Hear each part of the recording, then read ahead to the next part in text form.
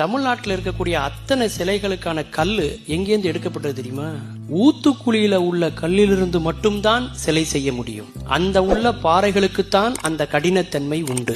அங்கிருந்து தான் உலகம் முழுக்க எல்லா சிலைகளும் செய்யப்பட்டு போகுது. அந்த கல்லுல ரேகை சாஸ்திரம்னு ஒன்று உண்டு. அந்த கல்லை தட்டி பார்க்கும் போது சத்தம் வெங்கலம் மாதிரி வரணும்.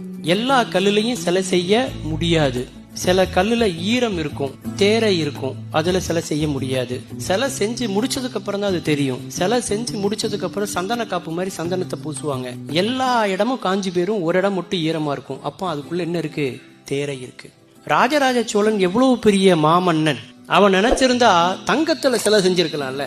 ஏன் தங்கத்துல சிலை செய்யாம, வெள்ளியில சிலை செய்யாம, ஏன் கல்லுல சிலை செய்யறாங்க தெரியுமா? இந்த உலகம் பஞ்சபூதங்களால் ஆனது. நம்முடைய உடம்பும் பஞ்சபூதங்களால் ஆனது, கல்லும் பஞ்சபூதத்தால் ஆனது. கல்ல இன்னொரு கல்லோட வச்சு தேய்ங்க, நெருப்பு பூதம். அந்த கல்லுக்குள்ள பாத்தீங்கன்னா இன்னொரு கல்லை வச்சு உடைச்சிங்கன்னா அதுல மண்ணு வரும், மண் இன்னொரு பூதம். அந்த கல்லுக்குள்ள நீர் இருக்கிறது இல்லையா? அதனாலதான் அதுல பல பாறையை பொழந்துகிட்டு பல செடிகள் முளைக்குது. கல்லுக்குள்ள காத்து இருக்கு, அதனாலதான் உள்ள தேரையே உயிர் வாழுது அந்த காத்துல. ஆக ஆகாயம் எல்லாமே அந்த பஞ்சமும் எதுல இருக்கு அப்படின்னா கல்லுல இருக்கு. Download ShareChat.